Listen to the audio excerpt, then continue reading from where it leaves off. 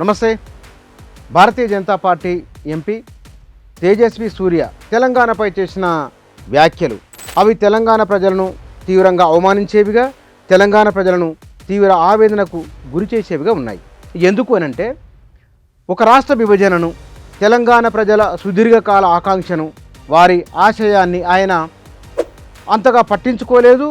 పైగా దేశ విభజనతో పోల్చడం, అది ఈ పోలిక బహుశా ఆయనకు తెలంగాణ ఉద్యమం పట్ల, తెలంగాణ ప్రజల పట్ల గౌరవం లేకపోవడం, తెలంగాణ నేపథ్యం ఆయనకు తెలియకపోవడం, బహుశా తెలుసుకునే ప్రయత్నం కూడా చేయకపోవడం.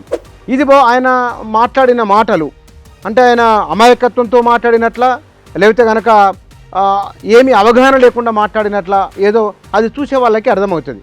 అసలు ఆయన ఏమన్నాడు ఒకసారి ఆ వీడియో చూద్దాం మనం. If you remember the way the Congress party, the UPA, divided the two undivided Andhra Pradesh into AP and Telangana, it was done in the partition of AP and Telangana was done in a worse fashion than the British did the partition of India and Pakistan. This is the kind of legacy they have, Adhyaksha. ఇది ఆయన మాట్లాడిన మాటలు. అంటే అర్థం ఏమిటి?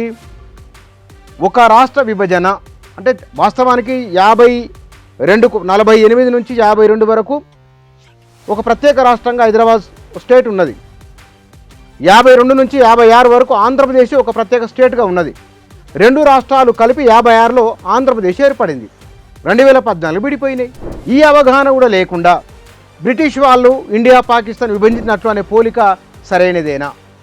గతంలో BJP నాయకులు, ఇవాళ ప్రధానమంత్రి నరేంద్ర మోదీ వారు చేసిన ఒకానొక వ్యాఖ్య, ఆంధ్రప్రదేశ్ విడిపోవడం అనేది, రెండు రాష్ట్రాలు విభజితం అనేది తల్లి చనిపోయింది పిల్ల బతికిందని ఒక పోలిక, అది కూడా తెలంగాణ ప్రజలను అవమానించేదిగా, తీవ్రమైన వేదన గురి చేసే మాటగా తెలంగాణ సమాజం భావించింది.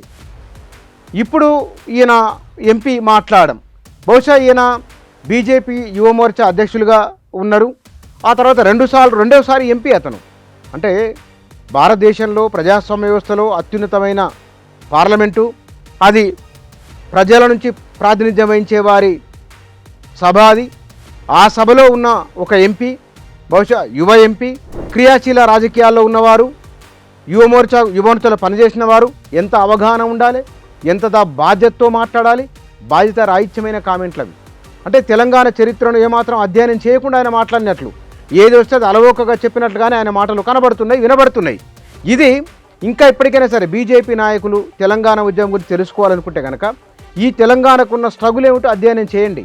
తెలంగాణ ఎందుకు అన్నేళ్ళు పోరాటం చేయవలసి వచ్చింది, ఎందుకోసం వందలాది మంది యువకులు ఆత్మ బలిదానం చేసుకోవాల్సి వచ్చింది, ఇది గమనించండి. ఇదేమీ తెలియకుండా అన్ని విషయాలు మాట్లాడగానే మాట్లాడతామంటే కుదరదు. ఎందుకు అంటే ఈ మాట తప్పకుండా తెలంగాణ ప్రజలను అవమానించినట్లే, తెలంగాణ ప్రజల ఆశలను ఆకాంక్షలను కించపరిచినట్లుగానే భావించవలసి వస్తుంది. ఈ ఎంపీ మాట్లాడిన మాటలు చాలా అలవోకగా, సునాయాసంగా మాట్లాడేస్తున్నారు. అంటే కాంగ్రెస్ పార్టీ తీసుకున్న నిర్ణయం తప్పైతే కనుక ఎట్లా తప్పో మాట్లాడాలి. తెలంగాణ ప్రజలు వందలాది మంది చనిపోయారు, ప్రాణాలు కోల్పోయారు, అకాడమిక్ ఇయర్స్ కోల్పోయిన వాళ్ళు 69 ఉద్యమంలో, వందలాది మంది ఆనాడు పోలీస్ కాల్పులో చనిపోయిన వాళ్ళు ఉన్నారు, మలివిడత ఉద్యమంలో ఆత్మ బలిదానాలు చేసుకున్న వాళ్ళు ఉన్నారు. 1952 నుంచి 2014 వరకు తెలంగాణ ఉద్యమం నిరంతరాయంగా కొనసాగుతూనే ఉన్నది. ఏమని కొనసాగింది? 52 నాటికి ఉన్న హైదరాబాద్ రాష్ట్రాన్ని మా రాష్ట్రం మాకు ఇవన్నీ పోరాటం చేసిన వాళ్ళు. కాబట్టి వాళ్ళు కొత్తగా డిమాండ్ కాదు, అది దేశ విభజనతో పోల్చడం అనేది అంతకన్నా కాదు. ఆ పోలికనే తప్పది.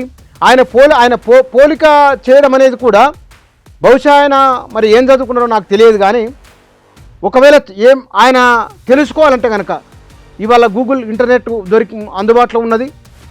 తెలంగాణ ఉద్యమానికి సంబంధించిన చాలా పుస్తకాలు ఉన్నాయి, చాలా డాక్యుమెంట్లు ఉన్నాయి, వీడియోలు ఉన్నాయి.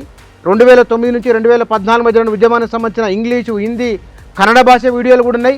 ఆయన అన్ని వీడియోలను చూసుకోవచ్చు. తెలంగాణ ఉద్యమం పైన అవగాహన కల్పించుకోవచ్చు. అవగాహన లేకుంటే కనుక మౌనంగా ఉండడం చాలా చాలా మంచిది. ఇట్లా తెలంగాణ ప్రజలను అవమానం గురి చేసేదాన్ని బట్టి ఇక్కడ తెలంగాణలో ఉన్న బీజేపీ నాయకులైనా సరే వాళ్ళకు అవగాహన కల్పించండి, సమాచారాన్ని ఇవ్వండి, వారికి చెప్పండి. మరొకసారి బహుశా తెలంగాణ ప్రజలను అవమానించే విధంగా, బాధ పెట్టే విధంగా, తెలంగాణ ప్రజల ఆకాంక్షలను కించపరిచే విధంగా మాట్లాడకుండా ఉండే విధంగా బీజేపీ నాయకులు ఆ మాత్రం జాగ్రత్తలు తీసుకుంటారని ఆశిద్దాం. Thank you.